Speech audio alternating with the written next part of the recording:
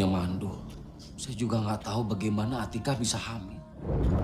Bayinya sehat kok, Bu. Tapi ibu harus hati-hati. Preeklamsia, darah tinggi ibu bisa menghambat pasokan oksigen ke plasenta. Jika tidak ditangani dengan baik dan benar, bukan cuma janin ibu saja yang berbahaya, tapi nyawa ibu juga terancam.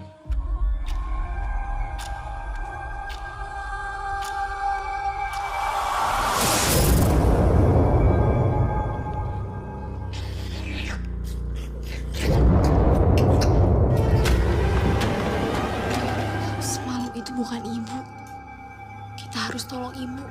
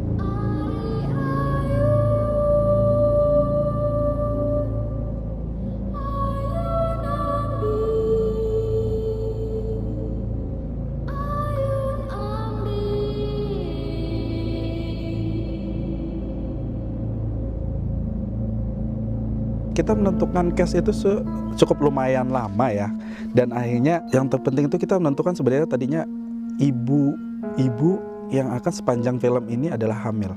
Nah, sedangkan untuk membuat karakter, contohnya karakter Amelia ini, karena Amelia ini kan sebenarnya kan dibilang usianya lebih tua juga nggak tua sekali, dibilang muda juga nggak. Nah, middle usia. Siapa orang pemeran artis Indonesia yang di usia-usia segini? Sepertinya agak sulit sih sebenarnya. Beberapa kita menentukan pilihan, akhirnya kita jatuh kepada Napa. Napa ini kan bisa dikatakan artis senior ya, karena dia mulai debutnya juga udah lumayan lama dan masyarakat juga udah tahu.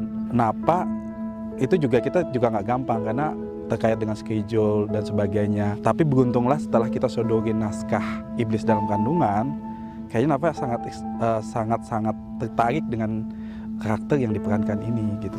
Saya berperan sebagai Amelia di sini. Saya mempunyai 2 orang anak angkat yang diperankan oleh Denira dan Adiat. Mereka sebagai Vito dan Alani. Dan suami saya di sini Ali Syakib. Kalau bercerita tentang sosok dari Amelia ini, dia adalah seorang ibu yang sudah lama mendambakan mempunyai keturunan sendiri. Tapi pada akhirnya sudah dicoba dan akhirnya tidak pernah hamil gitu kan. Makanya dia ngangkat anak dari panti untuk mancing supaya bisa hamil sendiri. Sosok Amelia ini penyayang, lemah lembut, penyabar, dan sangat care banget sama keluarganya. Gue di film Iblis dalam Kandungan ini berperan sebagai Ferdi, dan karakter Ferdi ini orangnya pekerja keras. Dia selalu mencari usaha atau jalan agar keluarganya itu bisa hidup senang. Cara membangun chemistry dengan pemain yang lain sebenarnya sih alhamdulillah gue tipe kalau orang yang tidak terlalu susah ya membangun chemistry gitu, karena gue berbaur sama siapa aja, dan alhamdulillah pemain-pemain di sini orangnya asik-asik juga, bisa diajak ngobrol, bisa diajak sharing, jadi tidak suatu masalah sih membangun chemistry. Aku banyak tektoknya itu sama ibu, sama Vito dan ayah. Caranya itu kan waktu itu kita sempat reading. Kita reading itu selama 2 mingguan. Selama 2 mingguan, terus udah gitu kita pertama kali ketemu sama Kanava. Terus kita udah ngobrol-ngobrol, udah nyambung gitu kan. Kita udah banyak ngobrol. Terus akhirnya ketemu sama Ade, sama Vito, kita ngobrol lagi. Terus kalau misalkan sama Vito mungkin karena masih kecil, jadi aku ajakinnya main games, terus kayak bercanda-bercandain dia gitu. Kalau sama ayah lebih banyak bercanda, jadi nggak sulit sih untuk munculin chemistry sama ayah, sama ibu, sama Vito. Soalnya emang seru banget gitu. Kita emang selalu bercanda mulu dan nggak ada beban juga untuk munculin chemistry karena emang nggak susah gitu. Kayak emang udah nyatu aja, udah nyambung obrolannya. Kesulitannya nggak ada ya. Paling kalau dibilang sulit karena semua film atau semua skenario ada adegan-adegan tertentu yang memang harus menguras energi, terus menguras acting. Mungkin kayak adegan-adegan kesurupan atau adegan-adegan yang harus makan di meja dengan makanan yang mentah-mentah.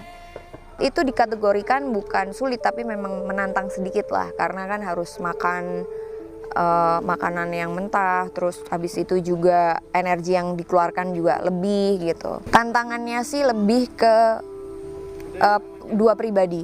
Jadi Amelia ini pada saat menjadi dirinya sendiri, dia adalah seseorang yang lemah lembut, ramah, sabar, baik, seorang ibu yang taking care of the family gitu.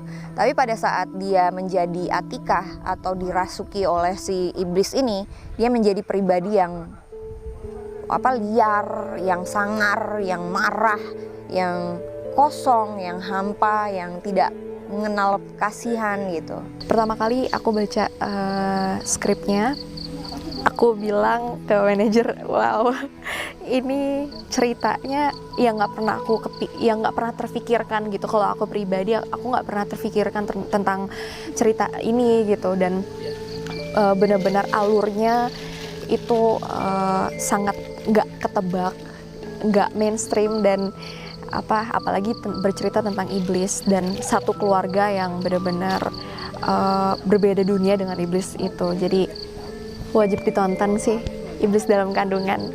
Filmnya bagus, sama endingnya juga bagus tuh. Ada pokoknya keren. Terakhirnya pokoknya keren deh.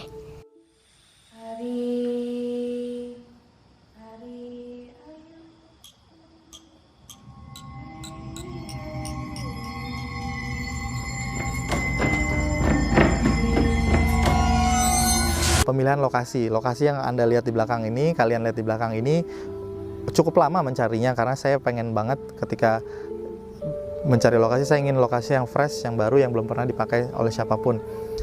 Sehingga kita harus menempuh jarak yang lumayan lama, jauh dari keramaian untuk mendapatkan lokasi ini, lokasi yang seperti di belakang.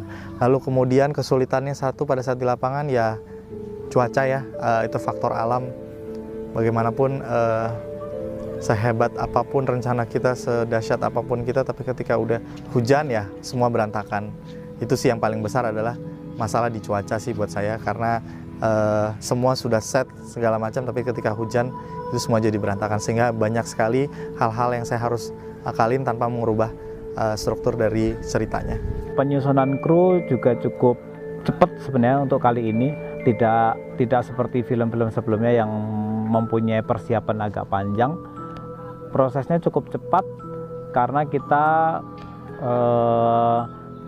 memilih kru-kru yang sudah punya, maksudnya sudah biasa mengerjakan film-film yang dengan genre ini, yaitu genre horor. Jadi pilihannya pun sudah tertuju ke orang-orang yang sudah menurut kita adalah berpengalaman untuk membuat atau memproduksi film ini. Jadi prosesnya sih tidak terlalu susah karena kita sudah langsung pilih orang-orang yang mempunyai kompetensi di bidang pembuatan film horor ini. Kendala cuaca yang kita tidak bisa hindari karena kebetulan sekarang musim hujan, Jadi ya kita harus ngalah pada saat hujan.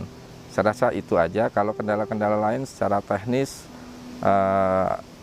masih dalam batas wajar. Tim riset yang melakukan RIKI mengunjungi beberapa lokasi, sehingga ketika kita ditawarkan oleh lokasi ini, kita langsung suka dan kita tetapkan ini sebagai lokasi utama pembuatan film horor kali ini. Ada sih beberapa lokasi yang lain, tapi menurut kita berdasarkan skenario dan ketepatan lokasi dengan skenario ini yang kita pilih. Semoga ini match banget dengan film kita.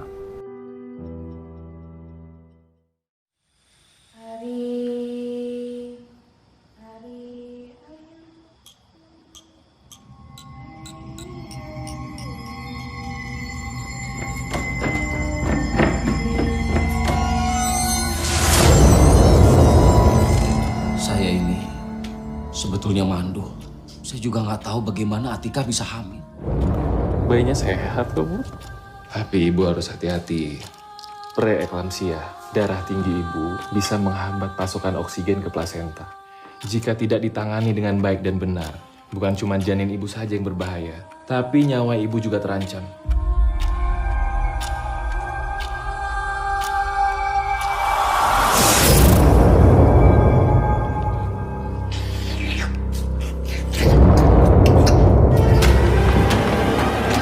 Semalam itu bukan ibu. Kita harus tolong ibu.